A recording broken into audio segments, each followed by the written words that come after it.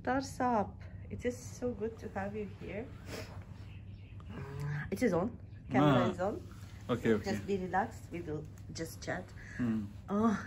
This word that you told me, Delhi Sharif. Mm-hmm. Would you please explain what does it mean for the students? The word sharf, the word sharif is an Arabic word. It's about the place. It's about also a place. It's about also the home, which has the visit of a special being, someone very special. So, like, and that's the reason that, you know, if you find its reference in US, even now some of the heads are called Sharif. So that word has an Arabic base, Sharif. So, like, you know, you see, there's one song also you may have heard, an English song, I Shot the Sheriff.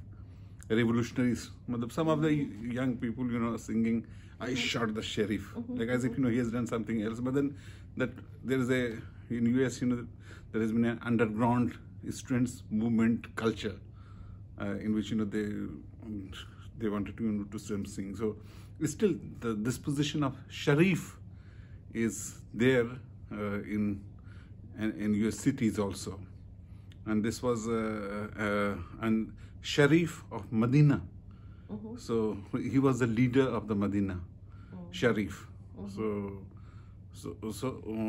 that's a position also now in the municipal governance in the reference of a city. But original word is that, you know, that the place, you know, which has the privilege of visit of someone, you know, very exalted. So Delhi, like say here in India, among especially okay, Muslims, you know, they have a tradition of, you know, saying like say reference to Makkah. So it's not, you know, simple Makkah, it's a Makkah Mukarrama, the place, you know, which is the place of grant of Karam, Nazre Karam. So Nazre Karam of the Prophet Muhammad, and then earlier Prophet Abraham, and all the divinely chosen guide at the seat of, you know, Prophet Abraham. So that's a Makkah Mukarrama, means like where you go there and you have the privilege of getting the Nazre Karam. Nazre Karam means a grace, like someone looks at you with a heart of, you know, care and concern, deep care, deep luminous care, if you say. Nazre Karam. That's why, like, so if you, like in the Holy Quran, you know, there is a verse said in which all souls are called. You don't say Rayana, don't look at me. Say Anzurna, means like Rayana means just looking at. But Anzurna means, you know, I look at your soul, the entire affairs of the soul. And so that way, you know, so that kind of being which is the being of the Prophet Muhammad, and an earlier divinely chosen guide, you know, Al-Mustafin, you know. So that's what I say in the spiritual tradition.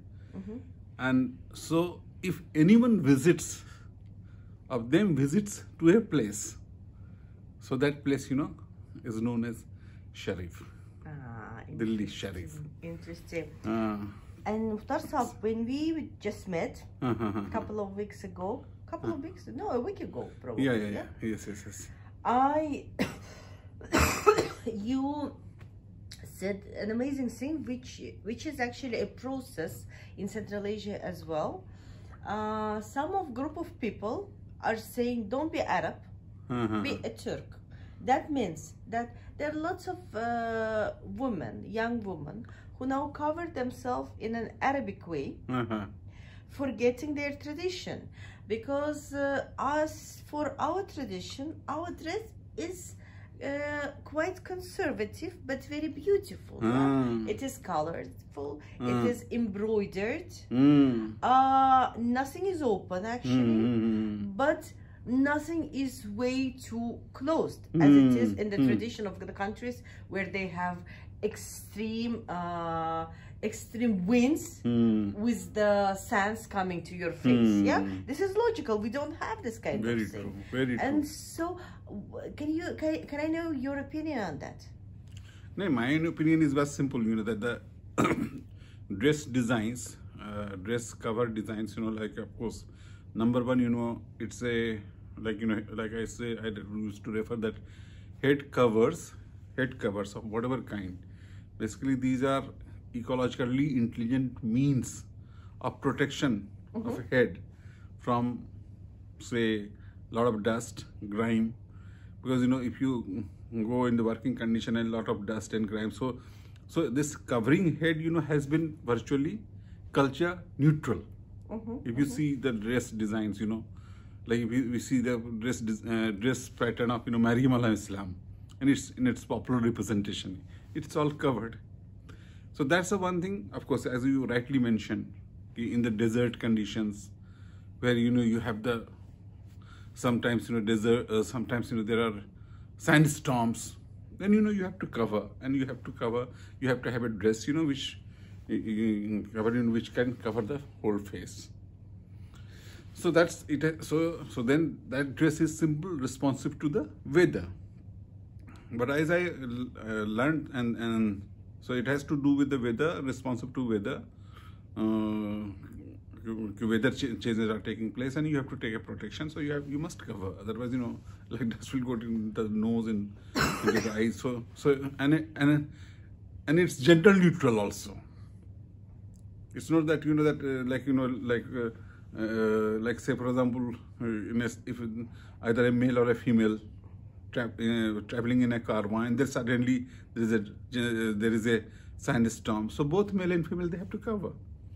So that's kind of weather responsive just for security. Security. So that is very much understandable. That.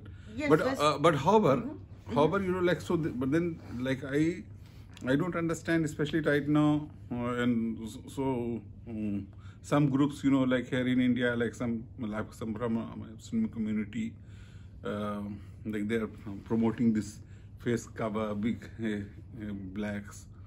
So although in certain conditions, it appears that okay, it's appropriate, but then sometimes like making that kind of an identity issue, that does not make sense.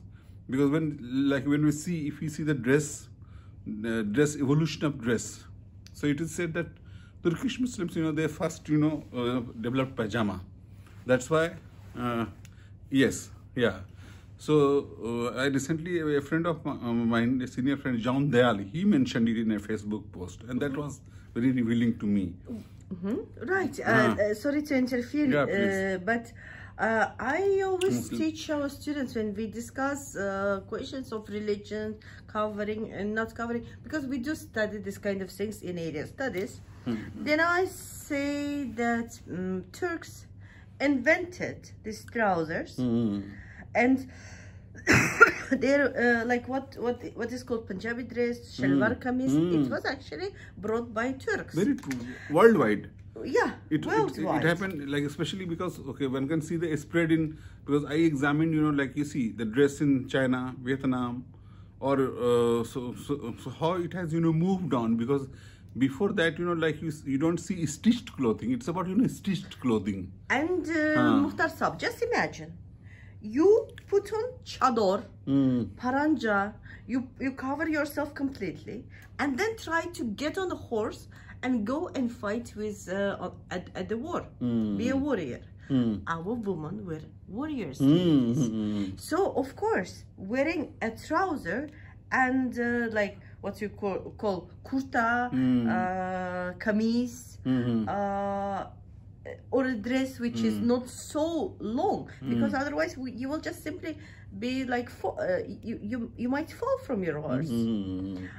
This is cultural thing. And more than that, when you were talking about men and females, men like wearing this so yes,